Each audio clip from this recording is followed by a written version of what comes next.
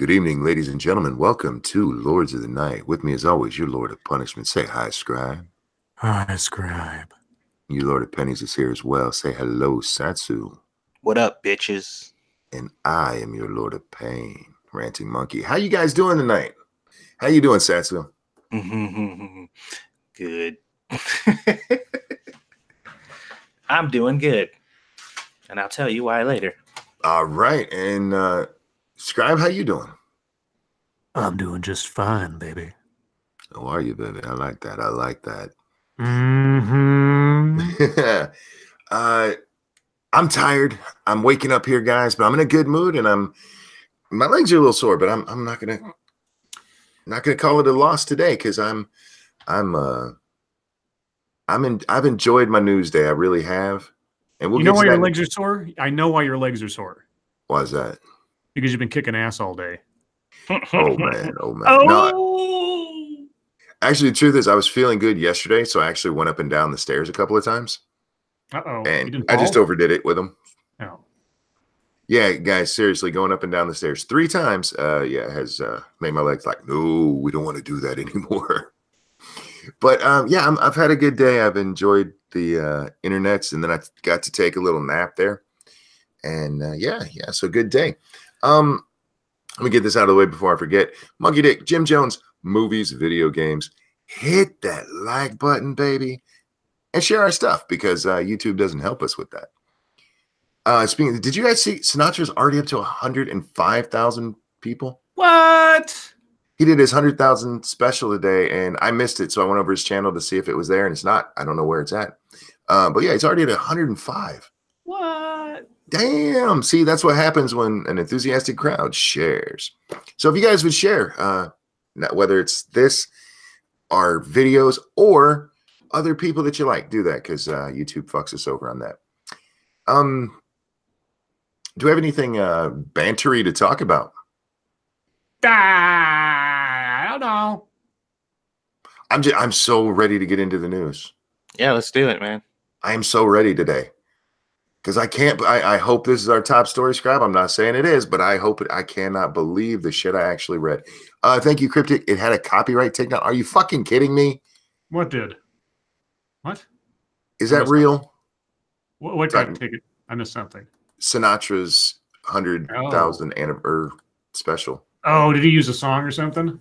Now, don't get me wrong. For Sinatra, that would be, par for the course. Him getting struck in his fucking 100,000 thing. But anyhow, so why don't we go ahead and move into the news? Because this, I can't fucking believe what this asshole did today. Anyway, go ahead. What we got today there, Scribbles? Well, do you like Russia? I do. Well, good, because I'm not going to talk about that. Northam denies being in racist photo, but recalls darkening his skin in Michael Jackson dance contest in 1984. I fucking love this. Now, before I begin, I need to open up my Dr. Pepper. Whoa. But you didn't get a tweet about the show starting? Oh, it's December 1st. Fuck. It's not December 1st? Or February 2nd. Sorry. Dark Shade. Monkey, my legs feel good. Might as well tempt fate. Indeed. No, wasn't it supposed to be February 1st that they weren't going to have automatic tweets anymore? Oh, I always just retweet out the link to this the show anyway. Oh, fuck. I had it on automatic, so I wouldn't forget to do it because y'all know me. What's automatic? Motherfuckers. All right. So, Virginia Governor Ralph Northam said he does not believe he is either person in the racist photo that appeared in his 1984 yearbook, but that he did once darken his face to resemble Michael Jackson during a dance contest in 1984. If he just waited 3 years, he wouldn't have had to darken his face at all. What did this? No shit. What the fuck? Your defense that I wasn't the blackface guy I was a different blackface guy? In a remarkable hour-long news conference at the governor's mansion in Richmond, Northam defended himself from the cacophony of calls for his resignation, but acknowledged that he had made mistakes on race in his past, like when he darkened his face for the dance contest. Quote, I believe now and then that I am not either of the people in this photo, Northam said, denying that he had ever worn a KKK robe and hood or been drunk enough to forget a moment like this.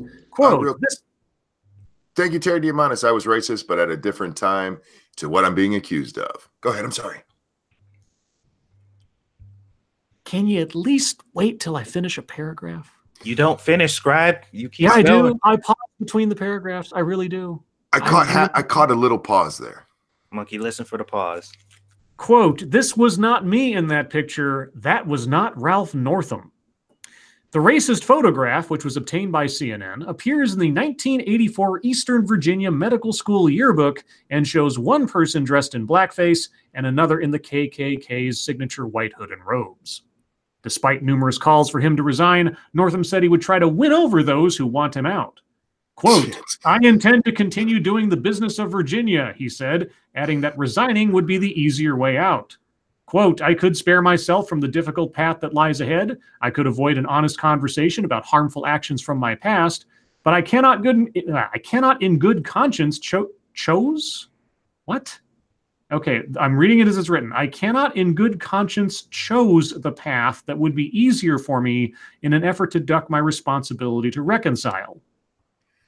Real quick, over on the Streamlabs, thank you, Cryptic. Oh yeah, pay the angry monkey on Streamlabs. I appreciate it. Thank you so much. All right, so before we get in, I gotta say, on the one hand, I appreciate that he's not backing down from what most reasonable people would say was a stupid mistake of 30 years ago. On the other hand, he's going to have a tough fucking time of it from here on out. Well, one, he came out last night and said it was him. He accepted that it was him. But now apparently he doesn't.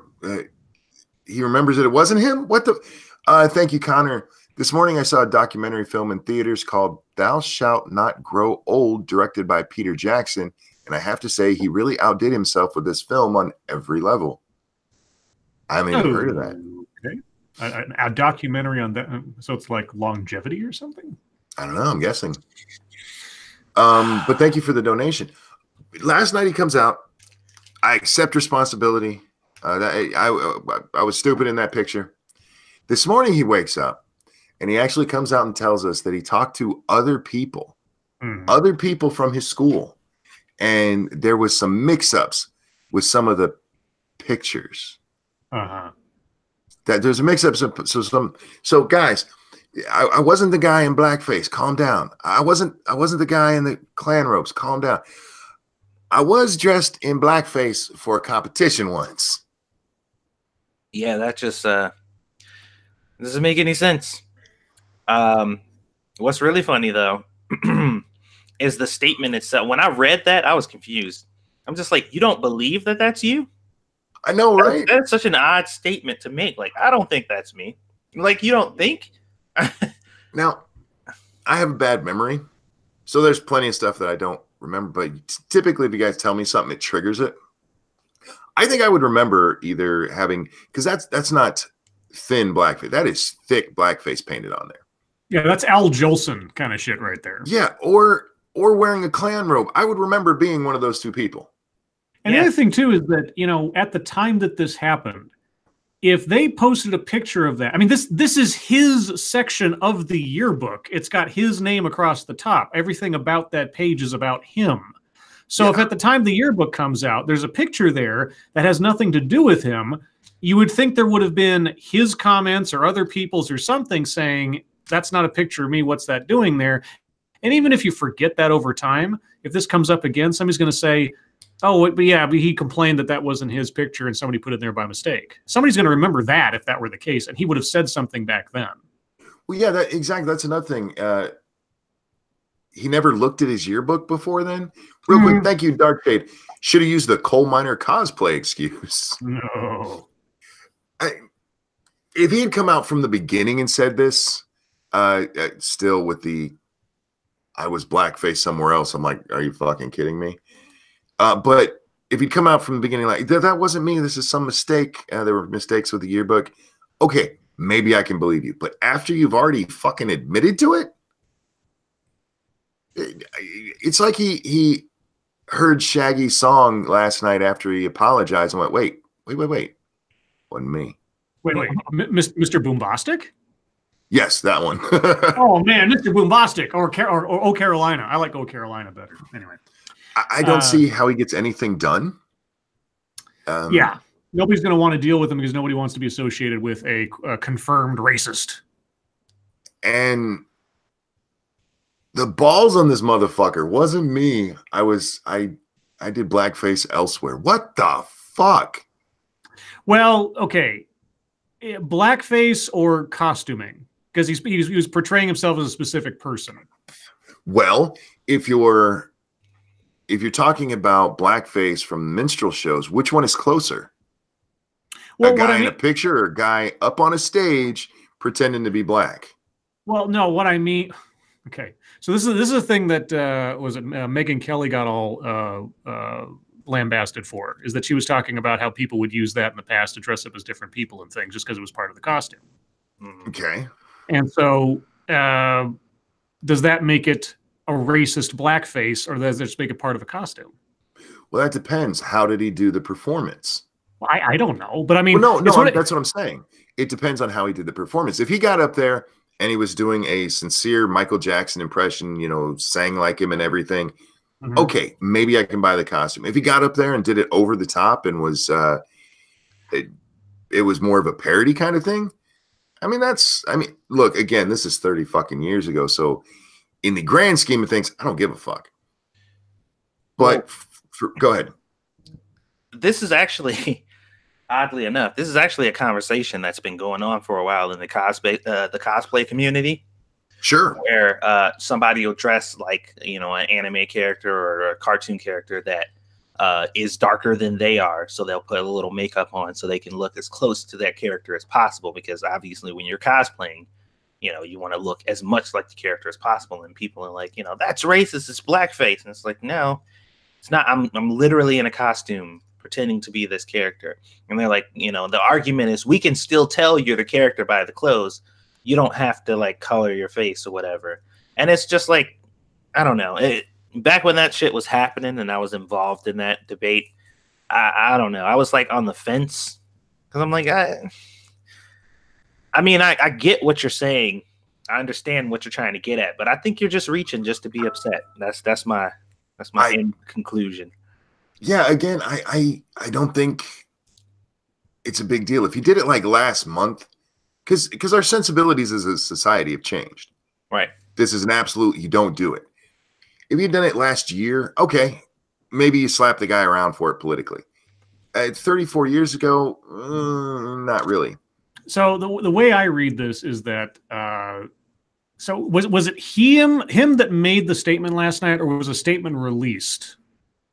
It was him. He went on and he did a live statement. That's where CNN put the Republican under his name. Oh, that's right. Okay. So So the retraction after the admission makes fuck all sense to me. Yes. But mentioning the Michael Jackson thing, like Satsu said, there's a legitimate debate over whether something like that in portraying a specific figure or character or something qualifies as a racist statement versus just a costume. If I imagine for a moment that he never admitted to it in the first place, I could see him putting that out there, not to sort of to get ahead of it, because if anybody came and says, well, you did it before. But, it's one of those things where it's like, yeah, I admit that I did that, but that wasn't, again, it comes down to was that a racist statement or was that a costuming statement kind of thing? But it's going to be perceived as the worst possible thing given the situation. So he might as well let it out, be the first one to let it out there rather than look like he's concealing it, I guess. Yeah. Anyway. Well, yeah, he's definitely trying to get ahead of it. But man, that is a dumb apology. Or denial in this case. Politically, that is a dumb fucking denial. And yeah, maybe he's worried that there's pictures of it out there, so he's getting ahead of it. But calm the fuck on. Let's see. His news conference. Tulsi Gabbard has officially launched her presidential campaign in Honolulu. That alert just came out. His news conference did not immediately win over those who had demanded his ouster, and if the expected outcome was one that would stop the bleeding, it did not work. Nope. Excuse me. Both of Virginia's senators, Mark Warner and Tim Kaine, and Representative Bobby Scott called on Northam to resign following his news conference. Quote, after we watched this press conference today, we called Governor Northam to tell him that we no longer believe he can effectively serve as the governor of Virginia and that he must resign. Governor Northam has served the people of the Commonwealth faithfully for many years, but the events of the past 24 hours have inflicted immense pain and irrevocably broken the trust Virginians must have in their leaders. He should step down and allow the Commonwealth to begin healing, the three said in a joint statement. Can I see some medical records? I was about to say, man, what kind of open wounds are on the Commonwealth because of this photograph? The Virginia Legislative Black Caucus, a group of lawmakers that had met with Northam on Friday, said the governor's press conference just renewed their belief that he should go. Quote, in light of his public admission and apology for his decision to appear in the photo, he has irrevocably lost the faith and trust of the people he was elected to serve. Changing his public story today now casts further doubt on his ability to regain that trust. Yeah, I mean, regardless of whatever the truth of the photo is now, his yes, I did it, no, I didn't has fucked him. Yeah. I just don't understand not knowing that's you. Yeah, that's lame.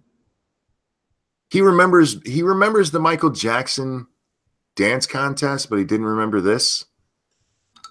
I mean, come on. And it's because some of the pictures were mixed up in your year. Fuck you.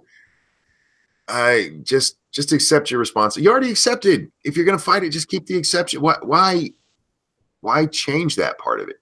Well, would you like some professional analysis on this story? Oh, do we have Chris Saliza? Oh, spoiler alert. Sinatra's in the chat. Hey, Sinatra, congratulations on 105,000 subscribers. Congrats, dude. Let's see. So, there's another check. Oh, Mundane Matt's here. Oh, how you doing, Matt? What up, Matt? All right. So our favorite friend at CNN, Chris Saliza, has a statement for us. Ralph Northam has to resign even if he doesn't know it yet. He's not wrong. I know. This is the thing. This is one of those times where it's like Chris has no way of being wrong in this situation almost. Within a few hours of a picture being posted on the internet from Ralph Northam's, and Chris made sure to put a parentheses D next to the guy's name to make sure that he's not. Yeah, to make sure he's not like who put the R there? CNN. CNN put the R there. Okay. Medical school yearbook in which a man in blackface and another in white robes of the Ku Klux Klan appear, it was clear the Virginia governor's political career was over.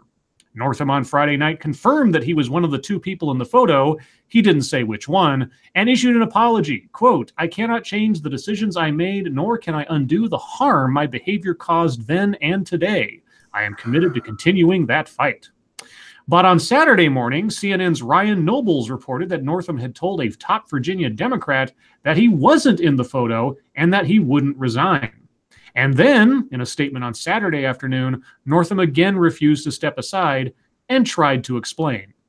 Quote, I believe now and then that I am not either of the people in this photo, Northam added, adding, however, that he had darkened his face to look like Michael Jackson in a dance contest in 1984. He blamed insensitive decisions he made on race to, quote, the place and time where I grew up, unquote. Reminder, we're talking about 1984, not 1954. Yeah. The apology and explanation was designed to buy Northam some time. I get it. But here's the thing. Northam simply cannot survive this politically. There is no political strategy that gets you through something like this. None. Consider what we know. This is a photo from Northam's medical school yearbook in 1984. Everyone, capital letters, knew by 1984 that appearing in either blackface or in KKK robes was absolutely unacceptable. That's not true. Yeah. Whether he was in the photo or not, and he said Friday he was before recanting, he has now acknowledged that there was a separate instance in which he did wear blackface during a dance contest. That's debatable. But regardless, remember that this was Northam's medical school yearbook, not his high school yearbook. At the same time this picture was taken, he had to have been in his early to mid-20s. This isn't a I was just a dumb kid doing dumb stuff thing. My baby, love you. This is not a youthful indiscretion. Parentheses, even if it was, I'm not sure that Northam could or should. Hello? Monkey, why don't you ever mute your mic? I thought I did. What I did was I clicked the thing to share the bookmark. Sorry, guys. No. You see, that wasn't an accident so much. That was subconsciously Monkey still trying to fucking interrupt me. No, I swear to God, I thought I hit the right thing. I just hit it and looked at Lady Monkey. I am so sorry, guys. I'm gonna back up a little bit and try to make up for what Monkey just overrode. One, I always say goodnight to her on air because that's what I do. The rest of it, that was accidental. Sorry about that, guys. Okay, backing up slightly. This isn't a, quote, I was just a dumb kid doing dumb stuff, unquote, thing. This is not a youthful indiscretion. Parentheses. Even if it was, I'm not sure that Northam could or should keep his job, parentheses. Well, okay, Chris, it's either one or the other. Either it's not a youthful indiscretion or it could have been. I don't know why you're hedging your bets there. Don't be a Northam. Right. Chris. Think about it in your own life. By the time you have graduated from college, and likely way before that, journalistic language, you know what's right and what's wrong. I know some college graduates. I know some 60-year-olds that don't know what's right and wrong. So, but if someone came up to me in college and said, hey, man, wouldn't it be hilarious to dress up like this? I would have known that under no circumstances is that something that should even be contemplated. Right? Oh, bullshit. Right. Okay, Chris, I understand where you're coming from, but I would never have. I'm really curious to know what indiscretions Chris Cillizza committed in his youth. Yeah, that would be interesting. Because everybody's had them. Not everybody's is the same as everyone else's, but let's not be too high on your horse here, Chris. There's just nothing more to say beyond that. But then he goes on with 3 more paragraphs. Just so you know, he says that and then has 3 more paragraphs. Northam needed to know better. Okay, we know. Moralizing about the past, you already did that. Let's see. I'm going to jump down to the bottom. Northam seems to think he maybe, just maybe, can hold on. He cannot. This is not the sort of thing you come back from, nor should it be. Northam will realize that fact, and the sooner he does so, the better for Virginia and the country. My guess is that current Democratic Lieutenant Governor Justin Fairfax is the governor of Virginia by the end of this weekend. Wow, there's his prediction. We thought last night that he'd be out by this morning, basically. Well, we didn't know the defense he would use. Real quick, thank you, Mashishu. Lords of Night, you're welcome for the nice picture of Hillary Clinton. I tagged you 3 in earlier on Twitter. Also, Scribe interruption in progress. That picture was, I didn't need that. I clicked on it before really looking at it, and I was like, oh, no. Yeah, that's the one where it's not actually them, but it looks like Bill and Hillary. No, that's not the one. No, that's not the one they're talking about. No, that's the one with the body shot and then the close up, like ugh. The Hillary muff. Oh, geez. Anyway. I must have missed that. Yeah, you're not. It's not a bad thing that you did, honestly. Yeah, you ain't missing that. So anyway, Chris, there's the Chris Cillizza analysis. There were different sensibilities back then. If you were doing it in comedy, there were people who still thought this was okay if you're just joking around. I think Chris is right. There's no coming back from this. No, not in today's world. Sorry, Northam, you're fucked, man. See, nobody. Go ahead. As Scribe noted earlier, nobody's going to want to work with you. Mm-hmm. That's a good point, though, that was brought up in. I don't know if I ever sent that link to you guys, but there was this one Indian guy who made a video. I forgot what the fuck is his name. I think it was like Appster or something like that or whatever. He made one video that I've seen that I remember recently, and it was this really long video of him talking about why people should stop comparing slavery back then and holding it to modern standards. And it was a really, really like informative. I think it was like 40-minute video, had all this information in there and historical stuff that was going on back there and explaining why slavery was like, instead of just saying like slavery existed and it was bad. He was like, Back then, when you were dealing with like the tribes and a bunch of different countries and all the lands and stuff were being taken or whatever. The reason that they stopped killing people when they pillaged villages back then was because it was more effective to keep them alive and have them work. And in a lot of cases, if a village was small enough, it ended up being for the better. Because if they would have just been left to their devices, they probably would have just ended up dying anyway. So the thought process back then, when people were dying left and right and land was scarce, livable land, I guess I should say, he was like, it made sense for that to become a thing, and it became somewhat of a business model, and that's why it got popular. But a lot of people look at back then and they like, oh wow, that's disgusting. I'm like, but people were surviving back then. Like, it was a survival mechanism. That's what people did in order to survive.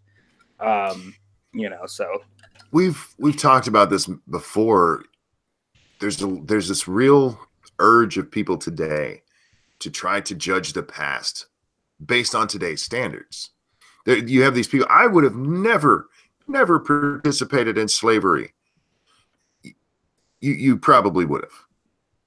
If you're a white person in America and you were transported back then and you were brought up back then, you probably would have had no fucking problem with it. You can't judge the past based on today's standards, for fuck's sake. You can look at it and go, this was bad, but you can't look at it and go, I would never do like that. And in this case, he dressed up, he put on blackface on his face. How dare he? It was a different fucking time. Now, look, again, politically, he's fucked. But yeah, again, I don't think it's as big a deal as ever. I'm far more concerned with him talking about, leaving a baby dying and letting the mother choose whether to resuscitate it or not than I am about this. Okay, well, let's get a couple other things in before we get too far in the show. Yeah, let's move on from the moron. Let's see. So how about some Venezuela? Sure, what's going on? How many dogs they got left to eat? Wow, that's classy, monkey. Protesters face off in dueling. Even in the fucking headline. Yep. I can't even get to the headline. Okay. Protesters face off in dueling rallies in Venezuela's capital. The political momentum of Venezuela's opposition swelled Saturday with street protests in Caracas, while President Nicolas Maduro, for the moment I suppose, stood defiant in the face of domestic and international pressure against his rule. The massive demonstrations and the reported defection of a top military official from the embattled government helped buoy the opposition, but it was a day of dueling rallies in the capital. Maduro underscored the need for a strong military and invited his countrymen to, quote, join to start strengthening our defense. We are preparing to defend the sacred motherland, he told supporters, in case they one day dare to mess with our beloved Venezuela, unquote. How presidential.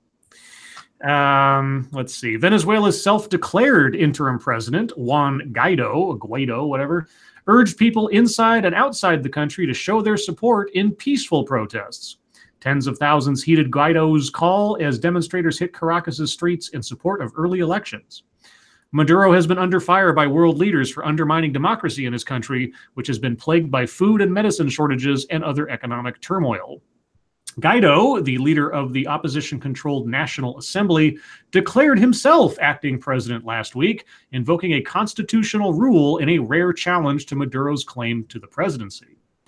That is still so bizarre to me. But the whole situation down there. Well, it's declaring oneself president when there's an active president, even if you don't think that president should be there. And is there any way this doesn't become a civil war? If they don't have arms, I mean, the military backed Maduro, didn't they? Well, or they still are. Well, a top military official defected to the opposition. A top one. Well, I mean, if that inspires others. It depends on Maduro, really. Yeah. From what I've heard, and granted, guys, I haven't looked into this as much as I should. Their hands were forced in the way that this happened. by their constitution of all things. If it's legal by their own laws, I don't see how Maduro stays in there. I know there's a whole bunch of people over here complaining we're backing a false guy, but if it's their fucking constitution, that's the way the law is, then Guido, whatever the fuck his name is the legitimate president. And if the world backs him, as many have already, I don't see how Maduro survives without an actual civil war. Real quick, thank you, Mash. Scribe, you shall not pass. Yeah, har. Yeah, it's a reference to something I said earlier today.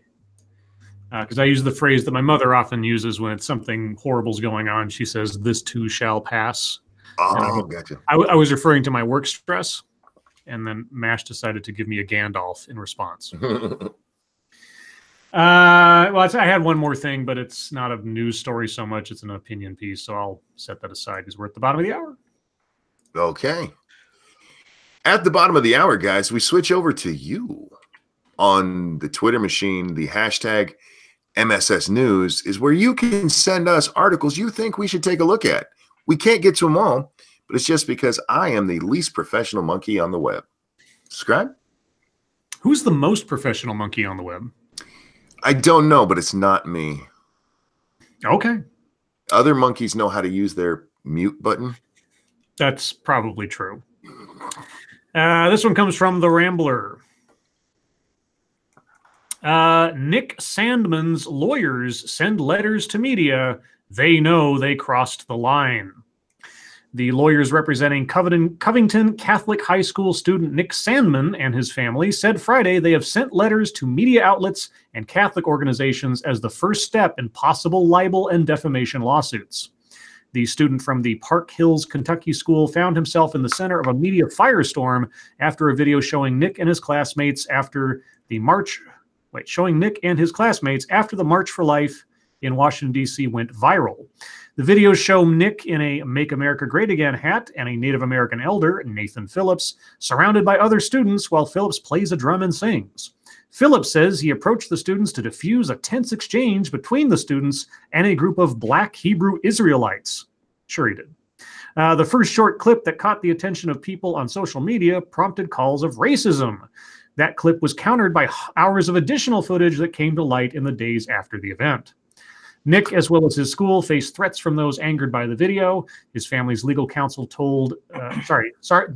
His family's legal counsel, Todd McMurdy, I thought I said told for a second, and experienced libel and defamation lawyer L. Lynn Wood of Atlanta have said they will seek justice for the harm allegedly done to the teen. Let's see, the people they've sent letters to: the Washington Post, the New York Times, CNN, The Guardian, National Public Radio, Heavy Inc., TMZ, Atlantic Media, Capitol Hill Publishing, the Diocese of Covington, the Diocese of Lexington, the Archdiocese of Louisville, and the Diocese of Baltimore. Damn. Damn. Settlements everywhere. Yep. He going to college for free, y'all. He'll probably give it all to charity, I think. That's my guess. No. They know what the fuck they did. Yep. Exactly what the fuck they did. And they know exactly why they did it.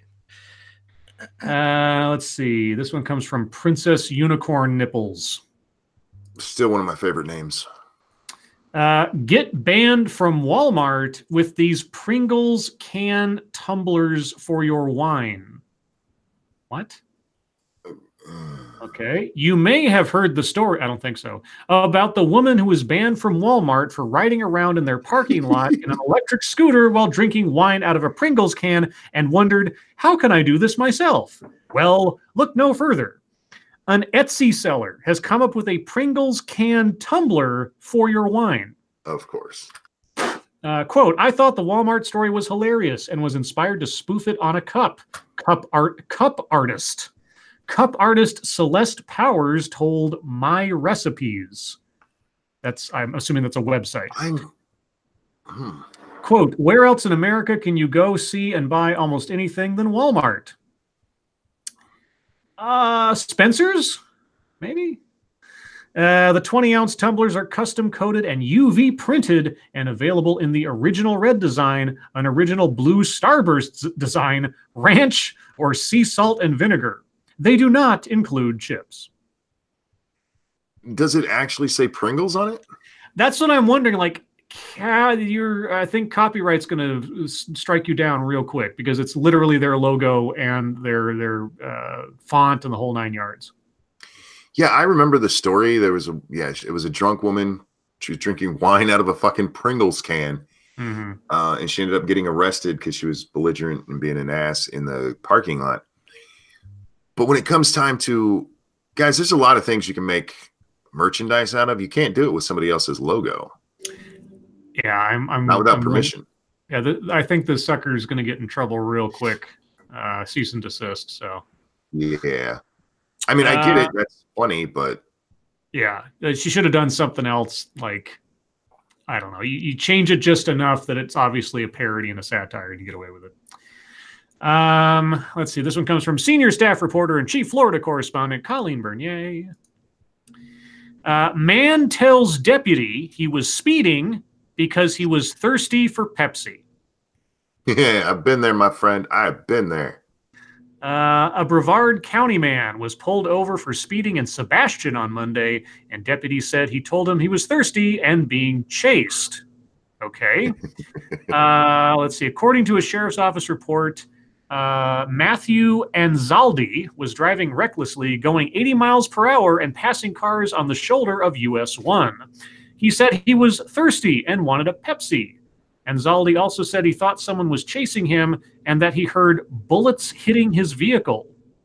The deputy noted that Anzaldi showed no signs of being impaired. The twist in the story, Anzaldi had been pulled over and cited for speeding by Melbourne police less than an hour before. Wow. He was arrested and booked into the Indian River County Jail. And he looks like such a winner, too. His mugshot is very, very flattering. Oh, I'm sure. He still didn't get his Pepsi. I guess. Now, Pepsi needs to hire him as a spokesperson. I'll break the law for Pepsi. So good, you'll break the law for it. Indeed. Yes, dude, get yourself a contract. Okay, this one comes from Frosted Glass. It's another opinion piece from The Guardian from Arwa Mahdawi. Or Madawi. Arwa cool. Madawi. We've read things from her before. Yeah. But this one says, if the gender pay gap is a feminist myth, then why not disclose salaries? Okay. I don't even know if I need to read the article because that is basically the question at hand. Should we? I thought companies were like, in some places, weren't they required to do so? I think California is moving that way, but the big story about disclosing salaries was actually out of England. And here's why you don't do that, sweetie. Because the information that comes in gets twisted all to fuck. And we had over there, they compared it's the same thing that we get from the wage gap. They compared like the CEO's salary compared to a cashier's salary. And look how much less women are making. Yeah. Yeah, because the numbers themselves say nothing about the reasons behind it. You might have two people who do the same job, who have the same title, who are technically doing the same work, but one person's getting paid more than the other. And if it just happens to be a man versus a woman, or a white woman versus a person of color, whatever you want to call it, obviously that's racism or sexism, bigotry, whatever. Or you could ask the question, why is that person paid more, aside from the suspicion of racism, sexism, whatever else? And you might find out the person being paid more has been there longer, or has been working more hours, or has gotten more raises for performance versus the other person, et cetera, et cetera. I mean, you can do it, but it doesn't answer anything, and it's still going to cause you guys to make a big conspiracy theory if there's any deviation from center. So what's the point? We've also saw the opposite happen.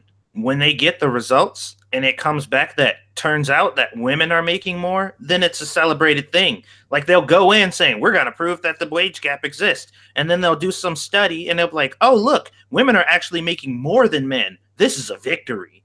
And it's like, but you went in to show that the disparity is discrimination. But when you found out that women were doing better, you're like, we're moving closer to where we need to be. I'm like, what they'll say is they'll look at that and say, it's encouraging news, but we still have a long way to go. Yeah. Well, from the studies we do have in tech, at least, when you're starting out your career, women are paid more than men. Mm-hmm. And no, it's like nobody talks about that. All they talk about is that mythical gap that, by the way, has nothing to do with actual wages. It's lifetime earnings that whole fucking study was done on. Let's see. This comes from Top Ramen Lewis. Ramen. Alexandria Ocasio-Cortez issues a warning to the anonymous bigots who are flooding her office with calls. Oh boy, Representative Alexandria Ocasio-Cortez, Democrat, New York, sent a warning Friday to the bigots. I wonder if they're using bigots in the appropriate way today. Bigots who flood her offices with hateful telephone calls. The freshman lawmaker tweeted that all the threats were forwarded to the Capitol Police, quote, to build files. She added, for all those who think your bigoted calls plus digital threats are anonymous, enjoy. Okay. And this is the tweet. Yup, our offices are flooded with bigoted calls too, so much so that we've put energy into searching for actual constituents. They're tracking you down, guys. You say something they don't like, they're going to come and get you.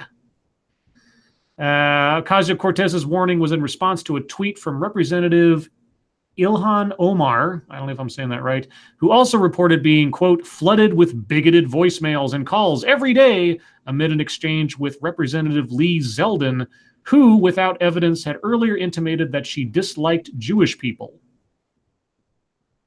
Ilhan Omar. Wait a sec. Wasn't she the one that... I'm forgetting now. Hello? Is she a Me Too chick? God damn it. Did you mute yourself and you didn't know it this time? No. She's the fuck. I told you, least professional monkey on the internet. She's the one that she's Minnesota Democrat, one of the 2 Muslim women that were elected in this Congress.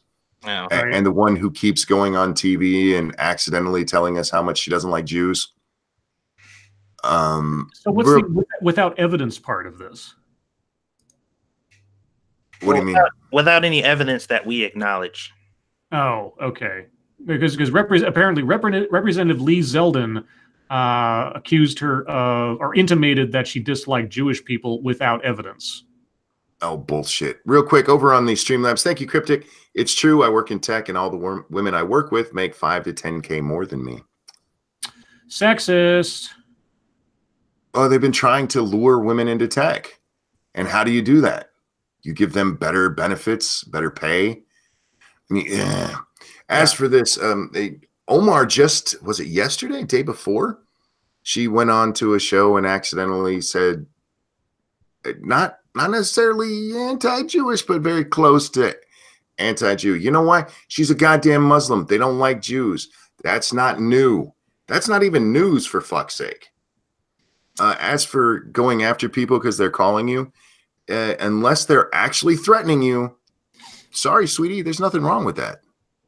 Yeah, I mean, we don't know the content of these quote-unquote bigoted calls, but yeah, short of them actually making threats or something, them calling you names or criticizing you, welcome to public life. I don't know what to tell you. Especially political public life. This one comes from New Fate 26. And several people sent us the Northam flip-flop story, so thank you guys. Sightings of a rare oar fish in Japan raise fears of earthquake and tsunami. Fears of an incoming natural disaster in Japan are swirling online after sightings of a deep water fish believed to be a harbinger of earthquakes and tsunamis. On Friday, 2 oarfish, that's Oarfish, were discovered after being caught in fishing nets off the northern prefecture of Toyama, bringing the total found this season to 7. Earlier this week, a 3.2 meter or 10.5 foot oarfish washed up on the shore of Toyama Bay, while a 4 meter or 13 foot oarfish was tangled in a fish net off the port of Imizu. The elusive oarfish live between 200 and 1,000 meters, or 650 to 3,200 feet deep, and are characterized by silvery skin and red fins. Traditionally known as Ryugu no Sukai in Japanese, or the messenger from the sea god's palace. Legend has it that they beach themselves on shores ahead of underwater earthquakes, but scientists dispute such claims. Oh, fuck science. The fish know. The fish know the truth. Quote, there is no scientific evidence at all for the theory that oarfish appear around big quakes, but we cannot 100% deny the possibility. That's right. Shit. That's way to right. hedge your bet. Yeah, the sea god knows. Let's see. This is bullshit, but we can't prove it's bullshit. Yeah. Yay. Just in case, why don't you turn up those earthquake sensors, just on the off chance. Let's see. This one comes from Chicago Mike. Suit-clad customer wanted for highly unusual dine and dash. Oh. Okay. Oakdale, California. A man was caught on surveillance footage sitting in front of a porterhouse steak, a lobster tail, and a 20-ounce beer in a California restaurant before pocketing the hunk of meat and walking out. Okay. Quote, what type of person will take a steak and watch the juice drip off and then wrap it in a linen napkin? Said House of Beef lead server Denise Loya. It's just highly unusual. Well, that's the British art of understatement right there. Loya said the man, dressed in a suit, came into the Oakdale restaurant late Tuesday afternoon and asked for a table for 4. She said he looked like a villain from a 1980s movie. Quote, definitely a used car salesman or bad real estate agent. Slimeball, she told the news. Nice. His actions were just as animated. The video shows his eyes shifting constantly as he looks up at the surveillance camera and over his shoulder. Quote, just keep your eyes on this person because his eyes, you can see him, he's watching, the restaurant's owner, Steve Medlin, said. One last look into the camera, and the man picks up the slab of meat, then folds it into a napkin lifted from the breadbasket. Medlin said he decided to post surveillance video on social media to catch the steak smuggler. Quote, the monetary part is not part of the equation, he told the news. The part that we want to do is take this person off the street. Be great if he would come in and pay his bill and apologize, but I highly doubt that's going to happen. The meal cost $56. Had my damn $56 for steak, lobster, and beer. That's actually kind of low. He had a gremlin to feed after hours. You don't generally hear of Dine and Dash where they take the food with them. Yeah, it's a little bit different. Well, I mean, they take it with them in their stomach. But. Yeah, you eat it and then run. You just wrap a steak in a napkin and just put it in your pocket. Like it is like really fucking weird. Maybe he wanted it for a late night snack and he was already, he'd ate somewhere else. So he's like, I can't run if I eat this. So he trying to start a gremlin army. Let's see. This one comes from Jeremy Schroeder. Willful ignorance inside President Trump's troubled intelligence briefings. Oh boy, I guess. In the wake of President Donald Trump's renewed attacks on the U.S. intelligence community this week, senior intelligence briefers are breaking 2 years of silence, they're leaking, to warn that the president is endangering American security with what they say is a stubborn disregard for their assessments. Citing multiple in-person episodes, these intelligence officials, I assume who are unnamed but familiar with the matter, say Trump displays what one called willful ignorance when presented with analysis generated by America's $81 billion a year intelligence services. The officials, who include analysts who prepare Trump's briefs and the briefs themselves, describe futile attempts to keep his attention by using visual aids, confining some briefing points to 2 or 3 sentences, and repeating his name and title as frequently as possible. Jesus. What is most troubling, say these officials and others in government and on Capitol Hill who have been briefed on the episodes. The people that were there and other people who were told about what happened? Okay, that's great sourcing, guys. Are Trump's angry reactions when he is given information that contradicts positions he has taken or beliefs he holds. 2 intelligence officers even reported that they have been warned to avoid giving the president intelligence assessments that contradict stances he has taken in public. That reaction was on display this week. At a congressional hearing on national security threats, the leaders of all the major intelligence agencies, including the directors of national intelligence, the CIA, and the FBI, contradicted Trump on issues relating to North Korea, Russia, the Islamic State, and Iran. In response, Trump said the intelligence chiefs were, quote, passive and naive, unquote, and suggested they, quote, should go back to school, unquote. Yeah, not a good look. Yeah, it's not, but you know it's an even worse look? Twice now, Chuck Schumer is suggesting that the intelligence community should do something to Donald Trump. This broke 3 days ago, maybe. And Chuck Schumer came out and suggested that they needed to intervene with the president, I think was his wording. And then he goes on to, they need to sit him down and talk to him. But this is the same Chuck Schumer who, when Trump was first elected, came out and said that Trump shouldn't mess with the intelligence community because they have 7 ways to Sunday to fuck you. I don't trust our intelligence community any more than I trust Trump with this. It's one big mess. That's all I gotta say. Well, just think, what was his name? The one that Trump took intelligence clearance from? Oh, Brennan, was it? Brennan. Look at how he's acted since he got that. Just trying to get back at him even after. I mean, it didn't matter anymore because you lost your clearance, bitch. All right, let's do one more, and we'll cap it off with one from your boy Pat. And he assures on his tweet of this, Scribe Light should love this one. Well, Pat, I had better. Why Mariah Carey was wrong to play Saudi Arabia. What? Okay. This is from Owen Jones at The Guardian. All I want for 2019 is for much-loved pop stars to stop being inadvertent propagandists for mass-murdering dictatorships. That's a long wish.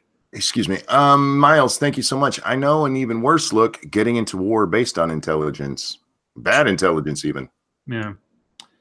So, so Owen Jones, all you want for 2019 is that? All? Well, I hope somebody keeps track of whatever else you're complaining about going forward. Let's see. Mariah Carey is the latest musician to perform in Saudi Arabia, following in the ignominious footsteps of Enrique Iglesias and the Black Eyed Peas in December. This is bad on a number of levels. Carey has famously always had a devoted gay fan base. In Saudi Arabia, homosexuality is punishable by death. Women are deprived of fundamental rights, and despite Saudi propaganda claims that social progress is being made, scores of women's rights activists were detained and incarcerated last year. One of them is Lujain Al-Hathlau, I know I'm fucking that up, whose brother has denounced Carey's concert as a, quote, pathetic attempt to show that the country is becoming more tolerant toward women, unquote, appealing for the singer to at least call for her release on stage. Okay. In neighboring Yemen, Saudi-led forces, with the critical backing of the U.S. and British governments, have plunged the country into the worst humanitarian crisis on earth, with civilians, including small children on school buses, butchered. Saudi Arabia has exported murderous extremism across the Middle East and beyond. Just months ago, the regime brutally murdered Washington Post columnist Jamal Khashoggi in Turkey. I could go on. Carey has claimed that her appearance will further the cause of gender desegregation. This is painfully naive. She is being used. The Saudi regime is trying to present a false image of inclusiveness, modernity, and social progress to the world. Cultural icons with huge fan bases are invaluable to their propaganda efforts. Okay, well, he's made his case. What do you guys think? I think there's a very good case to be made that introducing Western values, even through something like art, helps. Yes, Saudi Arabia does a lot of shitty stuff, but the winds of change, they're fed by things like that. We saw this all throughout the Cold War. Do you remember, I don't know how many of you are old enough to remember, at the end of the Cold War, one of the funniest things was how many Russians were willing to pay absolutely weird amounts of money for like blue jeans. Yeah. Yeah, you got to get I mean, I know it seems weird, but you have to get the ideas in there. And how do you start doing that? Well, a good way is through music, through videos, through movies. I mean, you know how I learned about the whole blue jeans thing? How's that? On the special episode of Head of the Class, where they go to Russia and one of the characters smuggles in some blue jeans to sell. Our class, well, not my class, it was a class right above us when I was in junior high, I think it was. They actually went to Russia. Oh. And they were warned not to sell anything to people on the streets. Mm. And they did. They got hit up by a whole bunch of people who wanted to buy them. They're like, we can't. We'll go. You go to jail, or you would back then. Russian prison. Russian prison, yeah. You know what? What Mariah Carey should do is take the money she earned from that concert and give it to some charity that helps, battered women or something. In Saudi Arabia. Well, I don't think they have those in Saudi Arabia. That might be true, yeah. Yeah, if you're a battered woman in Saudi Arabia and you go tell the police, they just beat your ass. What would I say? No, give it to some, even an international women's organization, something like that. So that, I mean, she's not profiting off of it, but it is doing what she said, spreading Westernism over there because they desperately fucking need it. Yeah, I don't think, I mean, you can make the argument either way that somehow she's supporting the regime, but if that's not what she's going there for, and if that's not what her actual message is, then it's not. But yeah, I think the way, like Monkey said, to mitigate any suspicion of what your intentions are would be to give the money away from earning it. Yeah, and again, she doesn't have to. I'm just saying, if I mean, it's her money to do with what she wants, but if it was me, that's what I would do. Anyway, there's your MSS news for tonight, guys. Thank you guys so much for the submissions. If you have more MSS news over on the Twitter machine, hashtag MSS news on the Twitter machine. Now is a little segment we like to call, what the hell did you do on YouTube? Satsu, what the hell did you do on YouTube? Well, I made an announcement this morning that I won't be doing any videos for a while, at least until we get this move stuff together, because I'm going to be going through a lot of shit and trying to get a lot of stuff done. And I just can't focus long enough on one thing to like get a video done. So I'm going to be doing streams. And I did one today. I was doing the first scenario of Resident Evil. I was streaming that over on 2 Cents Plus. And I challenged myself about 3 hours before the stream to play through, get the highest rank, which is S+, without dying or without saving, and beat it before Lords of the Night starts. And I fucking did it. I can't fucking believe it, but I did it. And I'm going to have to do Leon's now. I did it for Claire, and I got fucking no deaths, no saves, beat the game all the way through in one sitting in just enough time to start Lords of the Night. So I'll probably be doing Leon soon, and then I'll have to learn the B scenario and do those next. But this stuff is keeping me grounded, man. This is the type of stuff that I really, really enjoy to do because it keeps me preoccupied, and it makes me feel like I am good at accomplishing things, even though it's a worthless video game that'll amount to nothing. So that's what I did. You can go check it out if you want to. I recommend whenever I watch people play these type of like speed runs or, running through the game or whatever, I put it on 2x speed because A, it's hilarious, and B, you won't have to sit there for the entire time. That'll cut it almost completely in half. So, yeah, check it out. I'm very proud of it. What the hell I did? I was on my Monkey in the Morning show, and then I was over with Bloodwing as he was trying to figure out OBS, which was kind of funny. And now I'm here. Scribbles, what the hell did you do? What the hell did I do? Oh, well, I did find a video that I may work on. I'm only hesitant because it does come from a relatively small channel, and I usually don't do things on really small channels or things that aren't associated with like organizations or such. But it's just so dumb an argument that I'm having a hard time otherwise justifying not. It's a lady that comes out and wants to tell us that reverse racism isn't real. And at first I thought, oh, okay, well, you're right, because there's just racism. You don't have like reverse, it's like you can't have reverse suicide. It's like reverse racism. But no, that's not what she means. She means there's no reverse racism because you can't be racist against white people. That's why there's no such thing as reverse racism.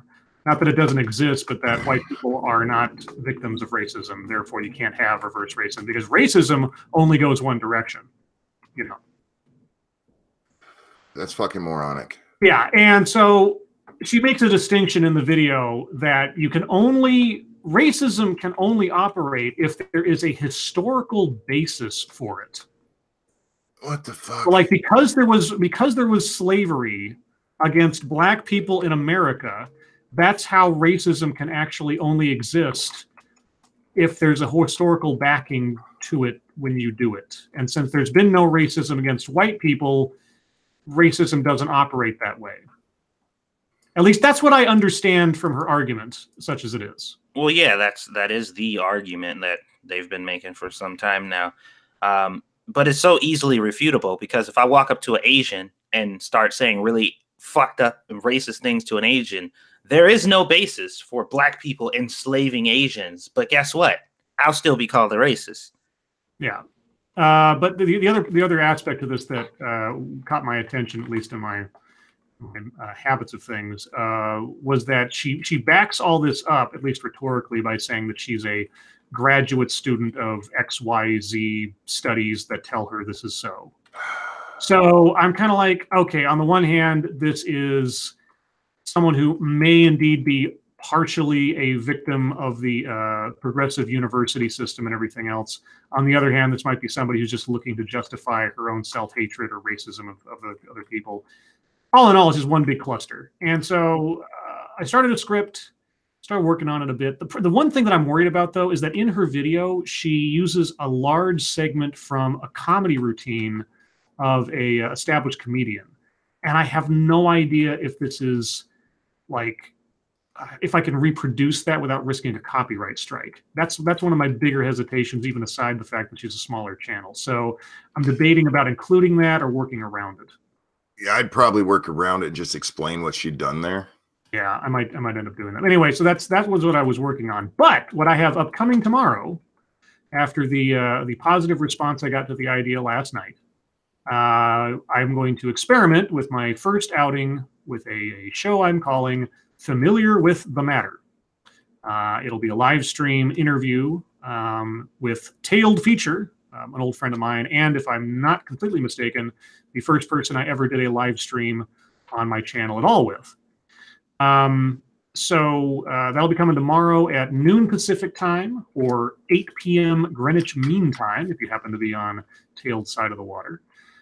We'll be discussing the education system in Scotland, which is something that Tailed has a working knowledge of in many ways, and we'll see where it goes from there. So if you're at all interested, or if you thought the show idea was good, well, this will be the first tryout to see if I can do my best Larry King.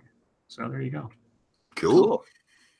We will be playing 7 Days to Die over on 2 Cents Plus right after this show, guys. Come over there and hang out with us. I think we're giving away a game. I don't know what one. Yeah, we gave away the Division last night. Oh, you did? Yes. Oh, boy.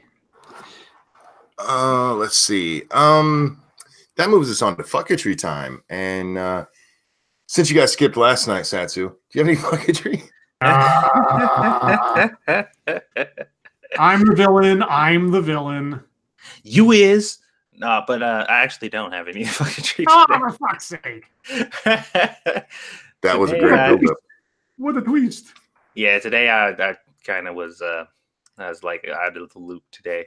I did see there's been a disturbing amount of, well, maybe I won't say disturbing, but there's an unusually large amount of like bearded hairy couples having babies on Facebook, where it's like, this person transitioned and proved once and for all that men can have babies too. And it's just like they're showing up at a more and more frequent rate. And I'm a little, I don't know. It's just weird because both of them look like the typical neck beard, like never leaves the house or bathes type people. And it's not good to look at. And I was just like, where the fuck is all this shit coming from? Why is this happening? Why don't these people groom themselves? Because it's fashionable. It makes you special. It makes you different. It makes you someone to be given notice where otherwise you wouldn't. Yeah, because I mean, it's fine if you're going to grow out your beard and all that type of stuff or whatever. But every picture I see, it's just like you just look at somebody and you can smell them, Oh, yeah. Yeah, I don't know. I'm just like, oh, man. There was a article not long ago about how trans women are redefining beauty, and most of it was by still growing out body hair. Like, that's disgusting. But you do you, boo. Yeah. Well, attractive, go ahead. I don't. Whatever. The one thing that I saw that was weird, though, is the video that was showcasing.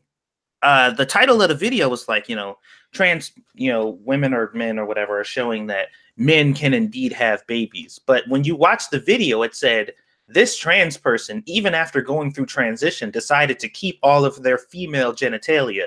And I'm just like, I don't know if you understand what you just said. Like that kind of goes against the point that you just made. Like, this proves that men can have babies. And then like they kept all their female genitalia.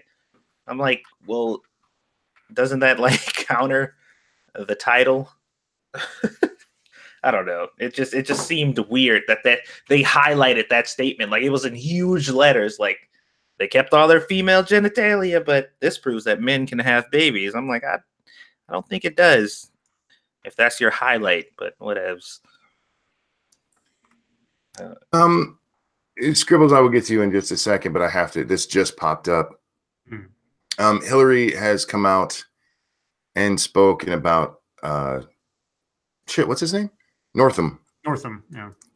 And I just want to point this out because she came out and said, this has gone on too long. There's nothing to debate. He must resign. Now, the original way that this story blew up is that because he might have been dressed as a KKK member. Right. The last known member of the United States Congress to have been a KKK member was Robert Byrd. Robert Byrd. And who was Robert Byrd's protege? Who Hillary has lovingly referred to as her mentor. Yes. So the guy who was in the KKK, no problem. The guy who might have dressed as a KKK member, well, he's got to fucking go. Are we in this? Is this a real timeline? Is this really happening? Well, you see, that was so long ago, Monkey, and Robert Byrd had changed by then. He wasn't the same man he was in his youth. So, he was a good man.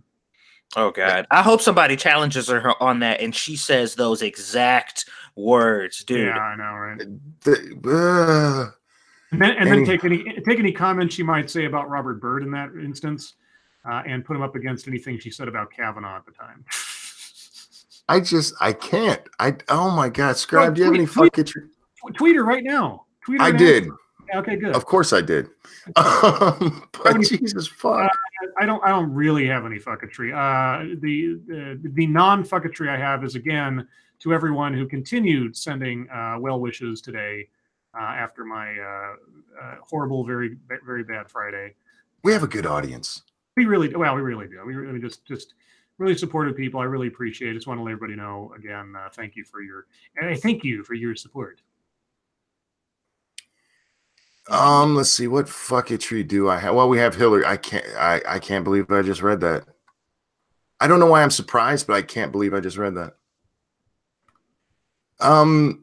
Let's see.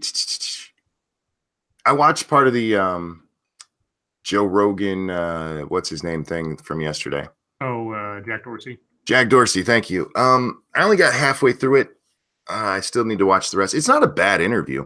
Mm-hmm. It's got like Joe Rogan's lowest ratio ever.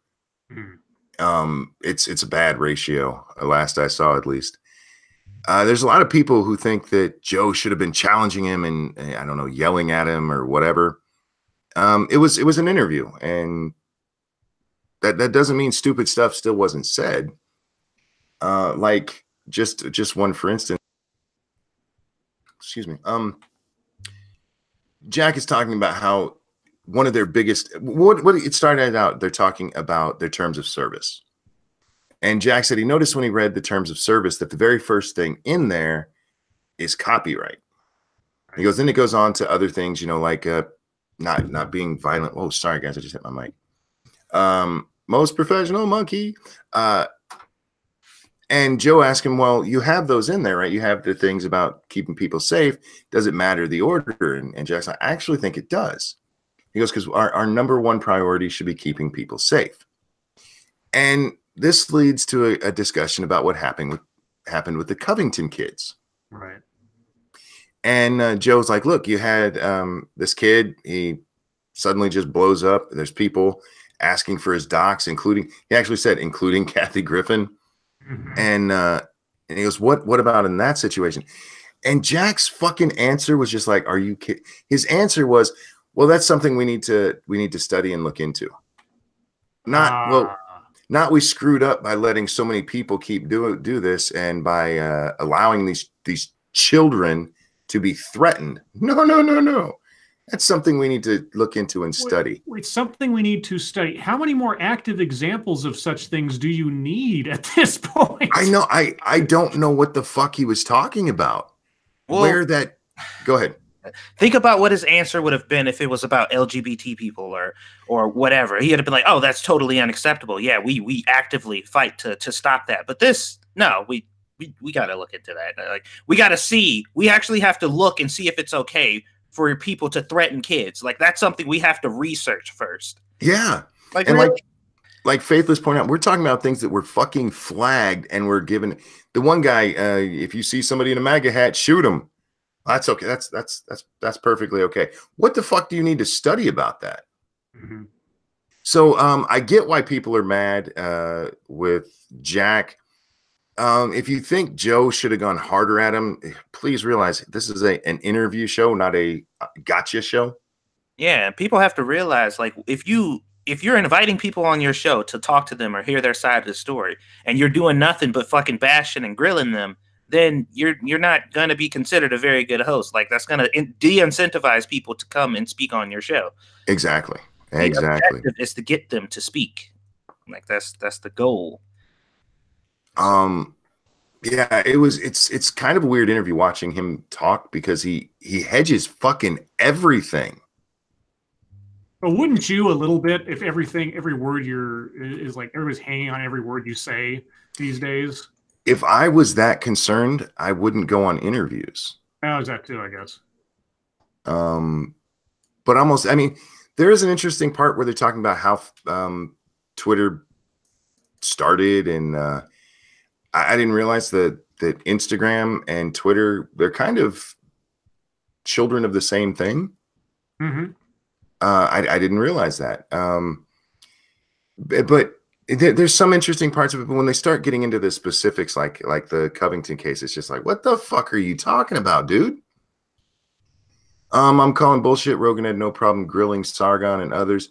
He gave Sargon a little shit for some of the stuff he was saying there.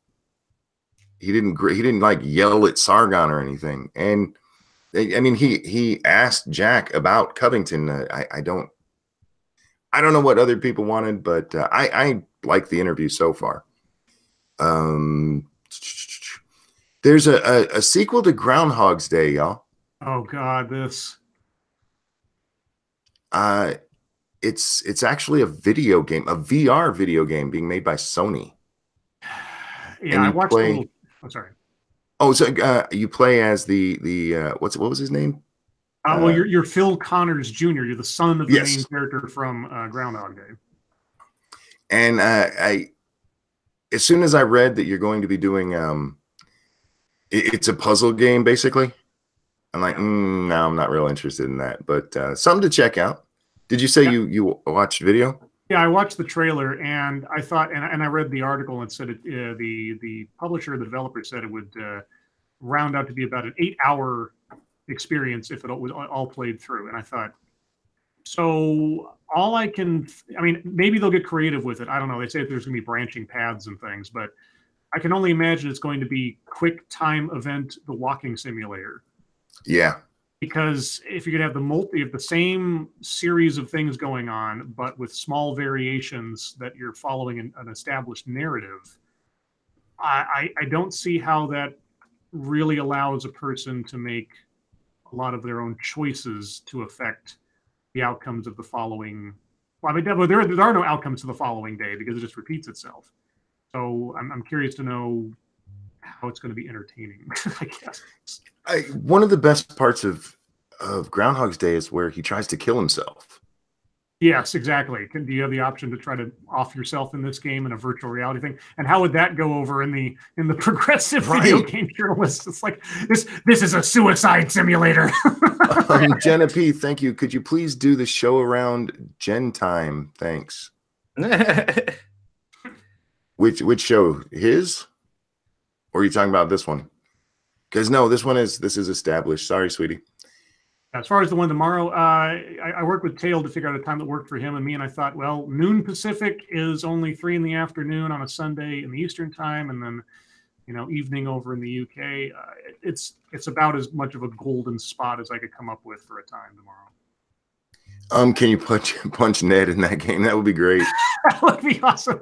It's like, oh my God. But see, but would Ned, I guess Ned would know you as the son of that character, but why would he have the same? I don't know. What you'd have Ned's kid. Ned's kid should be in there selling insurance. Yeah, there you go. Yeah, we went to high school together or something. Yeah. I saw that and it really annoyed me for some reason. But not as much. Oh, go ahead.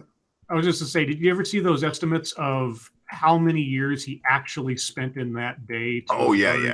Yeah, because for everything that he's seen doing in the very last version of the day, they made estimates of like, well, how long would it take to learn how to play the piano if you never had before? How long would it take to do this? And they added it all up. And I've seen estimates everywhere from 33 to 45 years of days he spent trapped in that loop. Even though the movie only shows like a couple of specific ones. So, and of course the whole thing is turned into this spiritual sort of meditation on life and goodness and everything for a lot of people since then.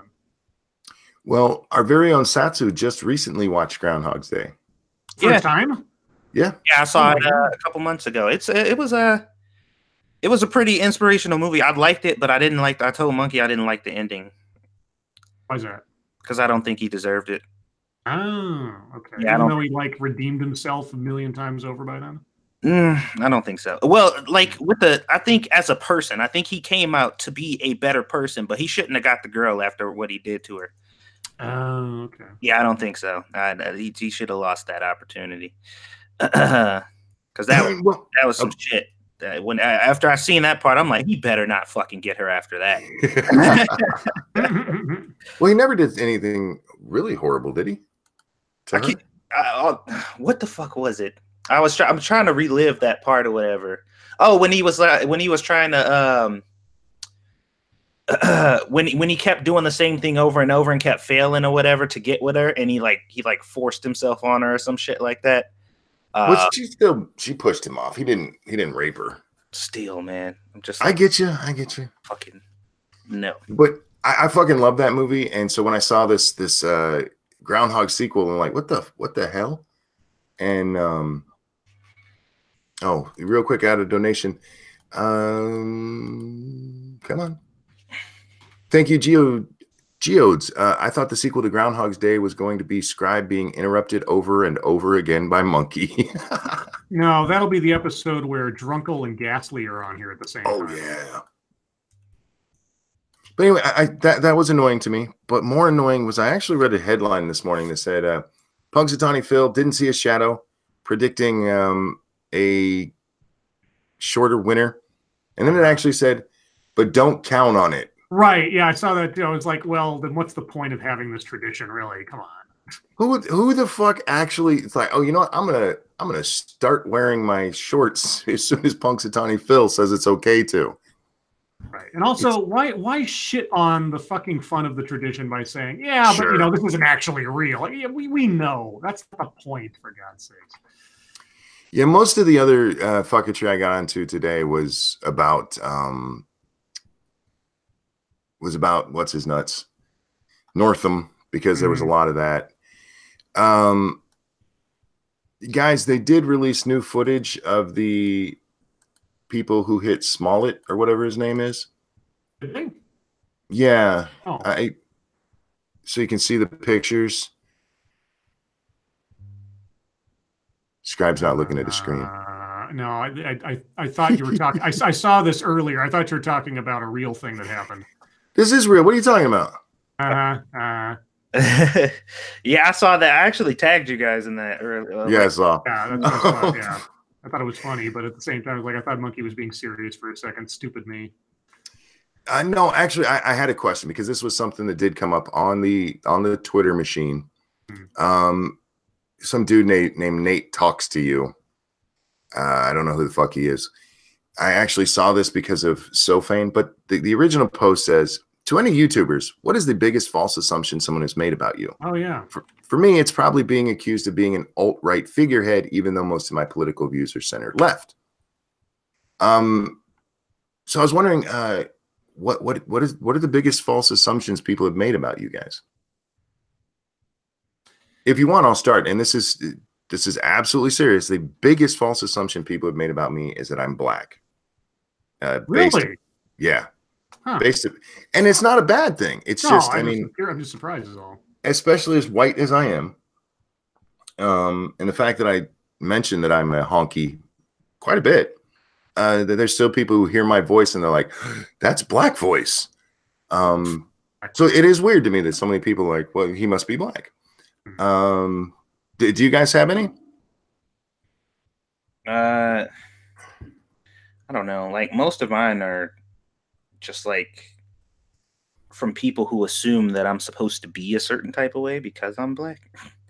And you would think that it would come from the direction that society tells you that it comes from, but it doesn't. It's more from people who look like me that are, usually telling me that, I was so shocked that you actually engage in all this white people shit or whatever, something along those lines, or you talk really white, so I thought you were white or some shit like that. And I'm like,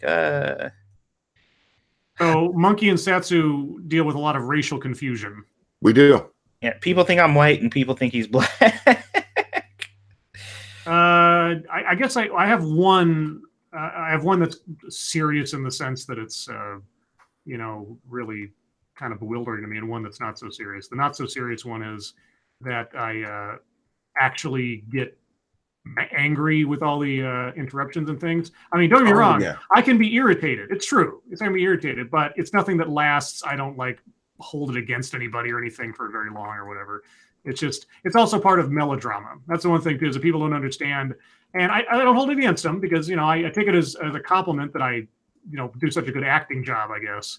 That half the time when I'm yelling or screaming or growling or whatever, it is really just a joke. And You know I what? appreciate the people that worry for my safety or my mental health sometimes. And I'm like, no, it's okay. It's okay.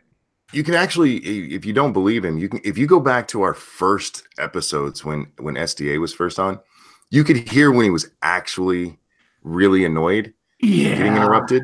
He's gotten so much better at it. Yeah, I won't deny that I've built up a tolerance, and I won't deny that I have indeed been truly angry about something on the stream before that one of my co-hosts may or may not have done. I'm not going to deny that it's never happened, but for the most part, and especially in the most recent months and year or so, it's all an act. It really is. The other one that's, I guess, more serious because it's not a, it just so bewilders me is that in different instances, I've been called either a conservative, a flat out just a conservative, or the one, and I think it was Shady Grin or someone who reminded me of this the other day because or earlier today because I knew it was something like this. I was called a neocon at one point on the air here. And I thought, wait a second, a neocon? We got Dick Cheney here. Yeah, Dick Cheney. You got Paul Wolfowitz and all. Like, yeah, no, a neocon. Because I said this on Twitter today. I said, if I'm a conservative or if I'm a neocon, okay, then if I'm a neocon or conservative right now, then the pendulum has swung so far into la la land because I voted for same-sex marriage. I support the legalization of pot. I'm against the death penalty. Et cetera, et cetera. I'm not a bleeding heart liberal on every issue, but I am not a fucking conservative. That's exactly what a neocon would say. I know. Now I might be a fiscal conservative in my private life. You could rightly say that. But as far as my politics and everything, at worst, I'm center left-ish from what I understand of things. But again, as things shift so quickly these days, who knows? In the chat, I want to be clear here. I'm not talking about when we had that really bad episode and there was some anger on the show. I'm just talking about Scribe when he would get interrupted early on. You could hear the huff in his voice. Where now it is so exaggerated. I mean, don't get me wrong. I know there have been times like in the last, say, month that I've annoyed him for real. But yeah, his reaction is exaggerated. And you do a very good job at acting that. And it's really cool. Yeah. I would imagine all three of us get the political thing. Because I get it. From being told I've turned into an SJW to I'm a hard writer. I've been accused of being alt-right. Like, what the fuck are you talking about? I think that kind of goes with the territory if you talk about politics at all. And you're not. It's funny. I think if you're not firmly on one side or the other, you're more likely to get accused of shit. Oh, yeah. Because people think you're on their side. And if you're not on their side on every fucking issue, you must be the worst kind of the other side. Ambiguity cannot be tolerated amongst ideologues. Yeah, that's very well said. I occasionally come up with a gem. No, that is very well said. Yeah, we run into the politics thing a lot. Somebody just the other day commented on my abortion video that they said that they thought I was more center, and they absolutely agree with me. Like I am center. It's just that I'm center because I don't agree with Republicans all the time. I don't agree with Democrats all the time. There's ground where center doesn't mean you have no fucking passions, for fuck's sake. Yeah, I've been called a Republican passively. Like I'll say something and the person won't respond to what I said. They'll just be like, "Oh God, these fucking Republicans and their comments." And I'm like, but you didn't even address what I said. Like you just brushed me off as a Republican and ignored the comment itself. Like, I don't even think what I said was, something that's inherently a Republican thing to say. I just left a comment and they're like, the fucking Republicans are coming out. And I'm like, Oh, the one I get most is, I don't get Republican very often. I get the Trump voter, this Trump voter. Oh, yeah. Trump, the fucking Trump tards or Trumpsters. And I'm just like, I didn't vote for Trump. But I vote for him, you fucktards. Just because I think he's right sometimes doesn't mean I voted for him and I'm a MAGA hat wearing, true believer, for fuck's sake. Guys, I want to remind you that right after this, over on 2 Cents Plus, we're going to be playing 7 Days to Die. Me and Satsu taking on the zombie hordes. I think we actually have a horde coming. Oh, do we? I think we're getting close because it'll be day 49 when we have the horde, and I think we stopped at 47. So you might be right about that. You have a horde coming? Is that like a Pornhub thing? it is, man. Oh my god! Is it like bukkake everywhere? Them hordes come to us. Oh my! And they're dirty hordes too, man. Ooh. But yeah, come check that out. It's a lot of fun, and we'll make you laugh at least once. Man, I had somebody on Facebook today almost convince me to fucking stop YouTube and start fucking Pornhubbing.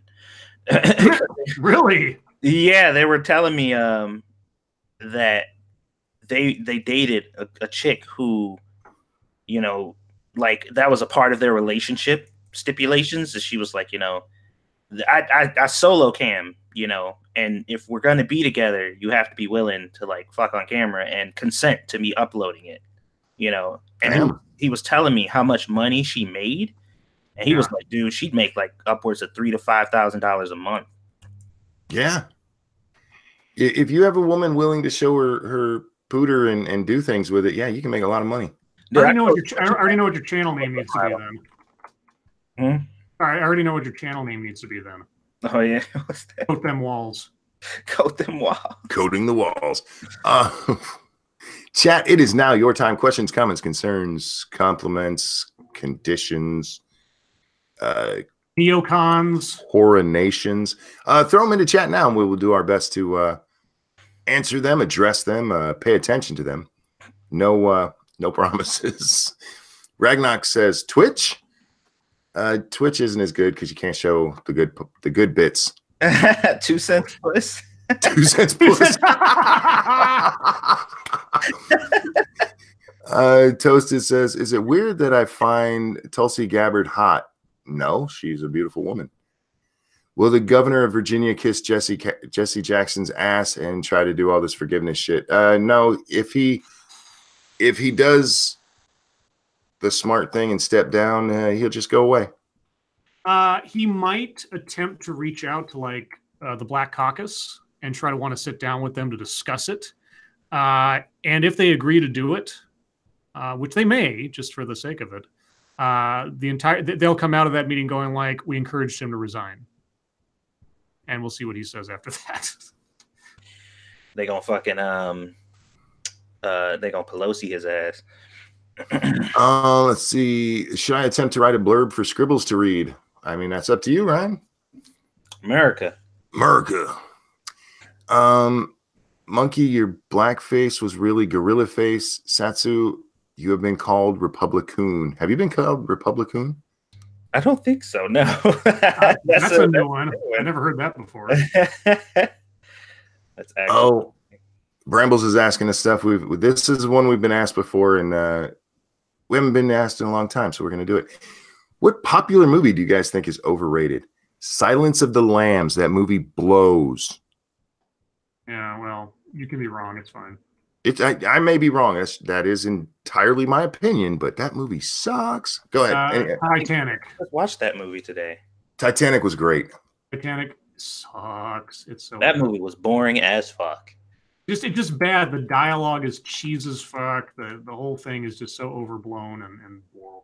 Anytime I see Titanic on, I figure out what point it's at so I can start watching it when it's good. And then I'll go back and be like, oh, look, the good part. Titanic is way too long. I usually only watch after it starts sinking because that's all I care about. That's longer. Is it longer than its foot? It is. It's a toe longer than its foot. There was a ding in my ear. That means I need to check my donations. Hang on a second there, guys. Yeah. Thank you, Gio. No, that's the one that I already read. Where? Oh, it's down here. Thank you, Terry Diamandis. Satsu is a Republican. Now you have. There you go. Oh. I can't see because I'm scrolled up trying to hang on to the questions. Y'all mean. RJ asked Mixer. I'm not sure what that's in regards to. RJ asked, will there be a monkey in the morning? Probably. It'll be around 2:00 in the morning. Dom O'Leary says, today, what YouTuber would you love to thank you hug, and what one would you love to crotch kick, and why?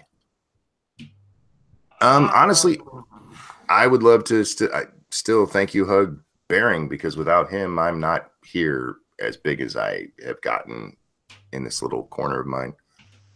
Well, on that score, I'd want to hug Irate Bear, because I mean, Oh really yeah, without having just randomly come across him on Minds.com some odd years ago, I probably never would have given this YouTube thing a shot. So I'd hug the fuck out of Bear. Satsu? I want to hug you guys. Yeah, I'd hug these two as well. Oh, I'd also kick them in the junk. No, but on a more serious note, no. If I didn't have to pick you guys, then it would probably, like, I'd like to hang out with the Game Grumps. That would be fun as hell. And because I've been watching their channel for years, dude. Like since fucking JonTron was on there on that show, and I love it so much. They just did. They finally had Weird Al on the show. They were playing fucking. Oh, cool. They were playing Jeopardy with Weird Al. I lost on Jeopardy. Not Jeopardy. Wheel of Fortune. Yeah, that doesn't flow as smooth. I'd like to kick PewDiePie in the crotch, and I have a very good reason for that.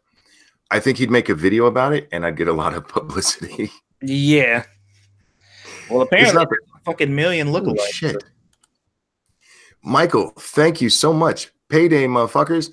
Also, I used to be a super pro-choice, but in recent days, I've become adamantly pro-life because of Monkey and Crowder. I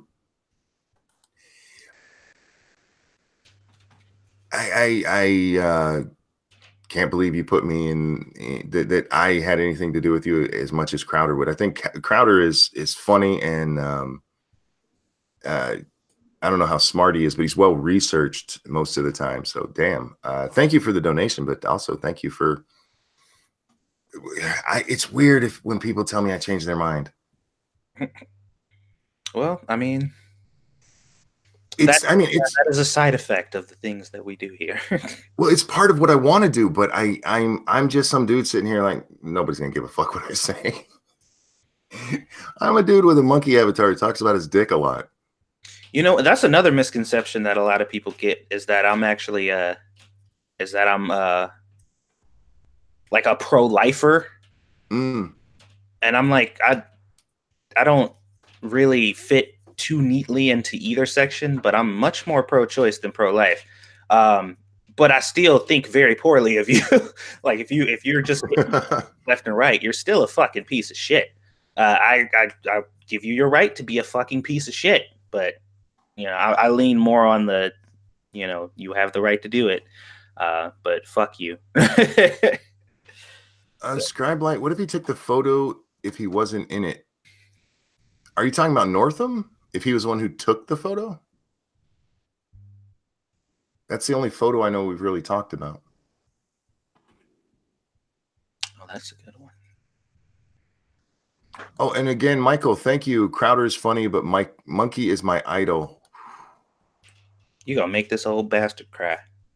Don't tell your parents that. They will judge you. Monkey, as a black man, how offended are you by Northam? God damn it. I should have known. I should have known. Oh my God. I love you guys. Reach out to the Black Caucus. That sounds a bit dirty. What the fuck? Ramen. Okay, look, I'm going to answer this and then I'm going to yell at you. Ramen says, which game are you giving away during the raffle? I don't know yet. We'll figure that out probably during the stream tonight or real quick beforehand. But your ass needs to be there when we announce, motherfucker. Fucking Ramen. Scribe, we have a rule. You have to be there. We give you 5 minutes to announce or to tell us that you're there.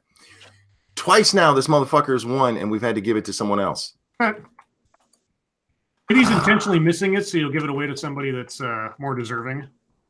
But why waste the chimp chain? I don't know. Toasted asks, why don't you guys ever argue on stream? We do. We just do it civilly.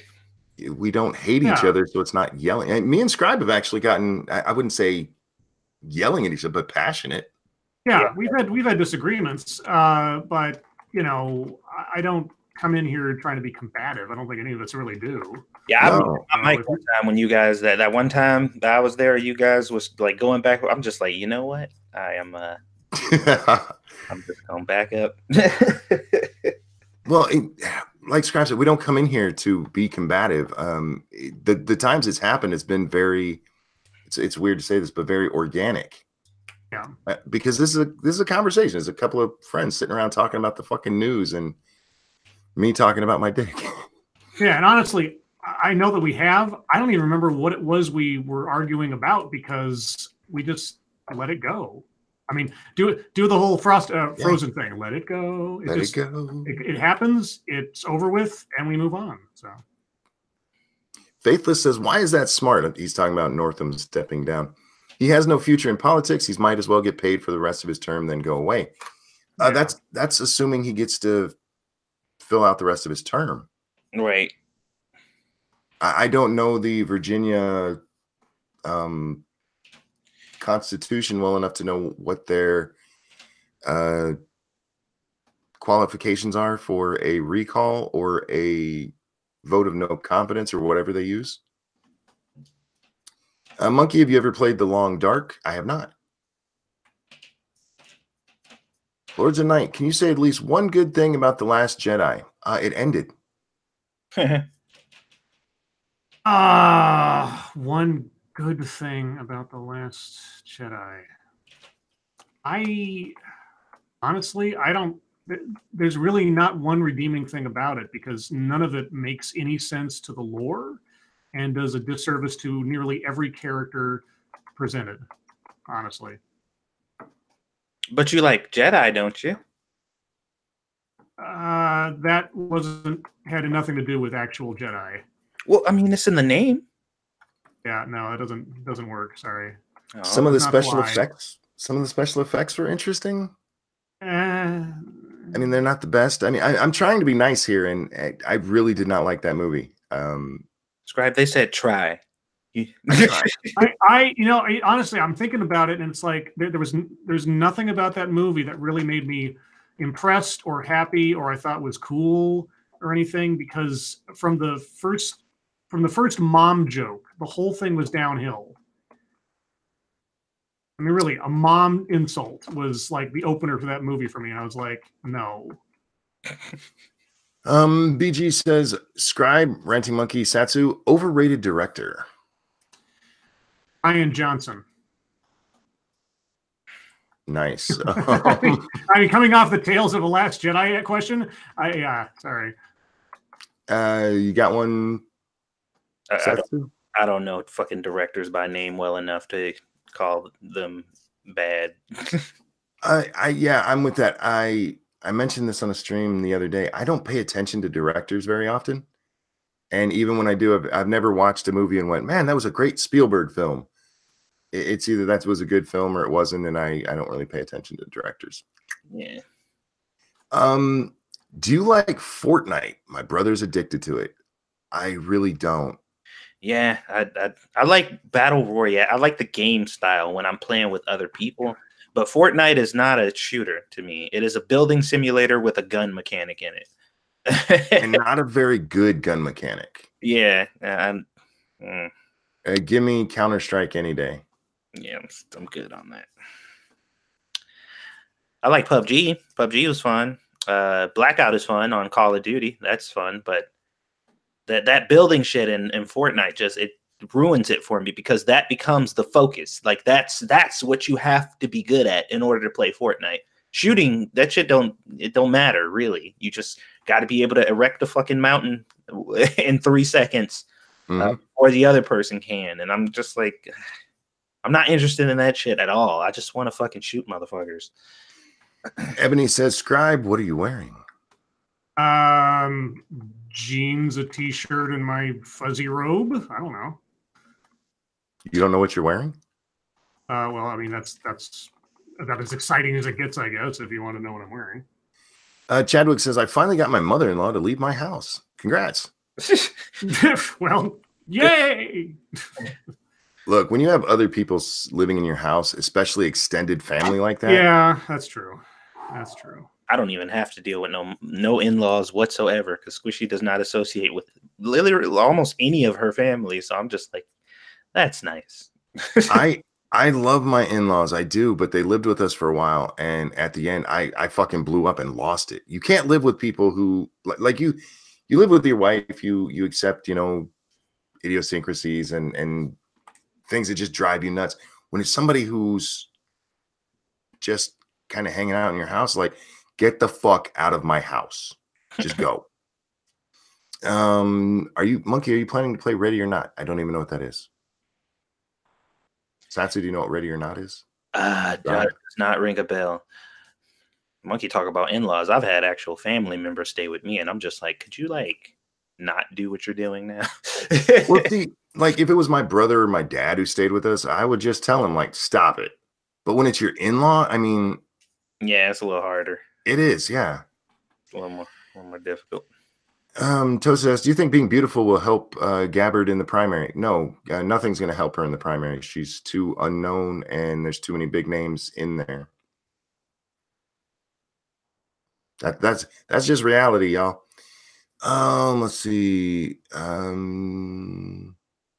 It is nice to see though, like all these people from, you know, whether they be known or not known, or you know, running for president. It's nice to have a variety, you know. Keeps things interesting. No, they won't be able to claim that there wasn't a choice to be had. Let's put it that way. Well, have you guys seen her? She's this. When she first announced and stuff, we went and looked. This is my favorite picture of her. She is fucking gorgeous, man. But she is not gorgeous enough to overcome the fact that Kamala Harris is running and Elizabeth Warren is running and now Booker's running. I mean, yeah, she's very pretty, but not going to help. Yeah, she's gorgeous. She just unfortunately got that ugly white skin. She's actually, I think, Samoan. So she's a person of color. Where are we at here? Why y'all want us to do fuck, marry, kill with dudes? Bronx blogger Steve Shives or Vegan Gains, if you guys want to do it. I'm not fucking any of them. My dick doesn't do men. How about we just kill them all? Scribbles, do you want to bang a dude? No, thanks. All right, we're good there. Why have the Democrats? Whoa, that's okay. Why have the Democrats are so into late-term abortions? Do you want people to become? Oh, I guess they're. Why are Democrats doing that? Because some of them actually believe in that. If you ever watch the women's protests or the abortion protests, there's always at least a small group that say abortion anytime, anywhere. Some people believe that, man. Believe it or not. It was really cool on the video I made. I expected a lot more pushback than I got. Most of the people that were pro-choice, they said, "Look, I'm pro-choice, but I think it should be limited to, you know, first trimester or so." And then they would all go, "And this shit is fucking disgusting." So I mean, it seems pretty common, but it's for most people, it's not changing their mind about abortion. They're just like, no, this is way too fucking far. Pro-choice means every choice is on the table, right? Pro-choice is a bad label because what they're actually it's because of the women's right to choose. They are actually pro-abortion. Whether they're actually for somebody having an abortion, that's a different thing. They're pro-legalized abortion. So it's a really horrible moniker. Although for some people, like Northam, apparently it is every choice on the table, including if the baby's there on the table. Did you guys see the question I asked earlier on Twitter? I don't know. I said, I wonder if people who say that a fetus, like babies aren't human until they come out of the womb, like they are. Oh yeah. If those people do gender reveals. I saw that question on it, and that is a good question. Yeah, I'm like, I'm just curious. But everybody's like, oh, that's. I'm like, no, that was a genuine question. Like, I'm really curious. Like, do they actually do gender reveals, and how does that actually happen? I would like to know. Like that, you're celebrating the gender of a non-human. Well, in my video, I said, nobody says, what sex do you hope that gender or that fetus is? And one person actually, that's what I say. I'm like, oh God, your friends must hate you. Yeah. No offense, but Jesus. Oh, wait, hold on real quick. The last thing I saw too was there was a post of somebody saying that people who say or are saying that stuff about fetuses or whatever should lose the ability. Like they should not be able to get excited about people's pregnancies anymore or congratulate people for being pregnant. Yeah, I saw that earlier too. They're like, yeah, you don't get to celebrate a pregnancy or say congratulations or anything like that. Like, why would you be happy over some parasite sucking the life out of somebody? Indeed. Random American, thank you. Says not thank you. Says Ranting Monkey is surprised he changed minds. Well, I used to think he made videos. I've made videos. You can't make those jokes at me now. That's right. He made a whole 3. 2. Wait, I thought it was 3. No, I've only made 2. Okay. Let's see. Will Scribbles be able to read the blurb that was sent to him before the end of the stream? Oh. Apparently, there's a blurb sent to you. Yeah, you got to tell me these things because I got different windows open. I'm doing other things. Hold on, give me a minute. Well, why are you doing that? Jesse says, "I love you, Monkey. I love you back. Thank you for watching and for hanging out with us so often. You guys are amazing. I love our audience." Nut says 257 watching and only 128 likes. So disappointed. Story of my life, sweetie. Story of my day. Monkey is a cripple. How offended are you by Northam? I'm not. A cripple. The only thing that I found offensive was his I wasn't in that blackface. I was in this blackface. Because I was like, what? The fuck are you talking about? Okay, go ahead. You guys ready? Yeah.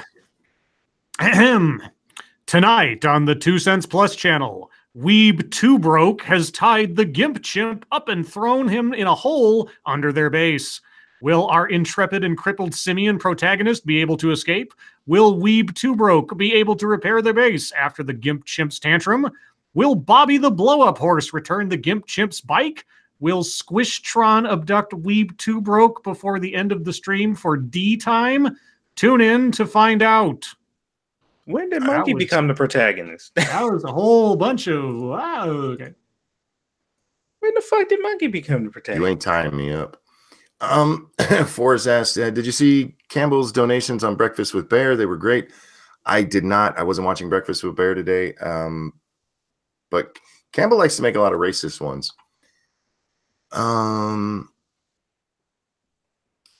Where are we at? Sorry guys, I try to keep the chat scrolled back to where the questions were and it jumps. Monkey, are you on live chat? Is that a service? I think he's talking about in the Oh, do I have this on live chat? I do, but it's like I said, I'm scrolling through. So what you guys are doing live, I probably won't see until the end of the show. There was another Scribe. What are you wearing? What is everyone's favorite historical area or era right now? Area? My favorite historical area? That's probably my favorite historical era. I've always liked the fictional aesthetic of Victorian London. Obviously, it would not be a pleasant place to actually live or a time in which to actually try to operate, but all of the mystery and intrigue and heavy occultism of the time in that area and everything, I find that very interesting. Yeah, me too, actually. Hashtag me too. If I had to do, the problem is whether you're talking about real or the sanitized versions we've made of it, right? Because it would be, we have this romanticized version of knights and kings and stuff, but the reality of that would have sucked ass. Yes. Scribe is Jack the Ripper. Oh goddamn chat! Not you guys. The jumping. YouTube, not anymore. I'm not Jack the Ripper anymore. Oh, you retired? Yeah. Why did God? Oh, sorry. I said I jumped in a time machine with Malcolm McDowell. Yeah. If you know that reference, then you know movies very well. Why did God want a starship in Star Trek V Final Frontier? He wasn't really God. Yeah, he was an alien and he wanted to leave. He was trapped on that planet, but he had the ability to stretch out sort of psychically. And so, yeah, he wanted to get on the starship to get the fuck out of there. Yeah. Am I the only one who thinks Monkey has a good singing voice? No, you're not. Oh my god. Okay, I have to comment on this real quick. Go ahead. Huffington Post. We could absolutely give reparations to black people. Here's how. Now, it ain't the article. It is the video that's playing on here, because the video that played on here first was an ad for Black Panther, right? Okay. Of course it was. It was an ad for Black Panther. That's what played on here. It says, this is what the ad says. The groundbreaking film features a predominantly black cast, right? The next line is, and has been praised for its diversity and representation. That's the next line. Well, by the modern definition of what diversity means, they're not wrong, I guess. Jesus fucking Christ. I know. Diversity doesn't mean we hide the white people. Oh God. Opinionated Scotsman asks smash or pass. I'm guessing he's asking about Gabbard. Smash, man. I don't have a mental image of her just by name, so I gotta look her up again. Oh, you didn't see the picture I posted? No, I must have missed that. No, she's a very attractive woman. I'm not gonna deny it. Yeah, sure. Okay. I don't know. I can't even remember anything about her stances on things, but sure, she's an attractive lady. She tends to lean more centrist. Okay. What really doesn't do it for me is the fact that she was part of that protest of the oil pipeline. Oh, the Keystone or whatever. Yeah, Keystone. Or was it Keystone? The one that was going through the Indian lands. Yeah, she actually went over there and protested. Go fuck yourself, you hippie. Lords of the Night, is there any female politician Monkey won't bang? Probably. Hillary Clinton. Yeah. Ginsburg. She's got, Hillary has no power anymore, so there's nothing there for me. Ruth is like dead. Okay, we need to talk about that because somebody asked me on Twitter. There's this whole thing going around that she hasn't been seen. There's actually a countdown and how long she's been seen in public. She's not really dead and being hidden. She's recovering from fucking cancer.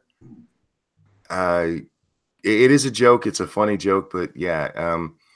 If you actually believe that they're hiding her because they don't want Donald Trump to get they're hiding her dead body because they don't want Trump to get another Supreme Court pick, you probably need to step away from Twitter for a while. Let's see. Monkey and Satsu. Satsu says he's on the pro-choice side. My question is he okay with banning late-term abortions? I'm not a fan of late-term abortions at all. Although like I said, the only pro-choice side of me in regards to late-term abortion is in those situations where it is warranted, where there is something that is actually wrong and the mother's life is actually in danger. Like when that is actually the case, then it is what it is. She can make that decision. The fucking Planned Parenthood says that it's extremely rare and hardly ever happens. I don't have those stats in front of me or whatever, but other than that, no, I'm not a fan of it at all. Do I want it banned? Like I said, that might be problematic for people who need it.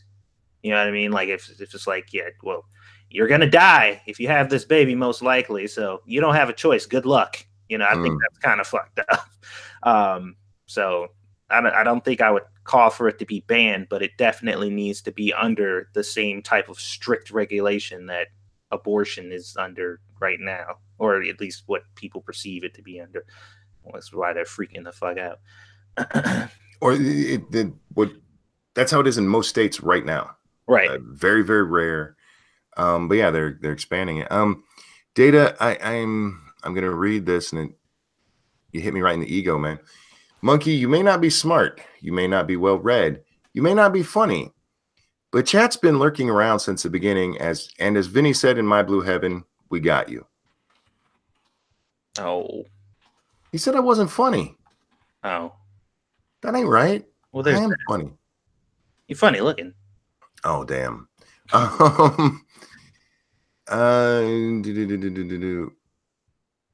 Why or what the hell? I walked back into whose dead body? Oh, Chadwick. That was Ruth Bader Ginsburg. There's rumors going around she actually died, and that's not true. But guys, that's gonna wrap this one up. We're not at the top of the hour, but we will be by the time I'm done. Don't forget to join us over on 2 Cents Plus. That is the number 2 Cents Plus, all squished together for 7 Days to Die. Me and Satsu will be over there killing some zombies and bantering back and forth. Chat, thank you so much for coming. Thank you for the super chats. Cannot tell you how much the donations are appreciated. I love you guys. You're amazing. And thanks for coming by and watching and sharing and liking our stuff, because you guys make it happen. Satsu, Scribbles, thank you so much for joining me. Everyone, your life makes me sad. We will see you next time. Bye, guys. Bye, guys. Bye, motherfuckers. Oh.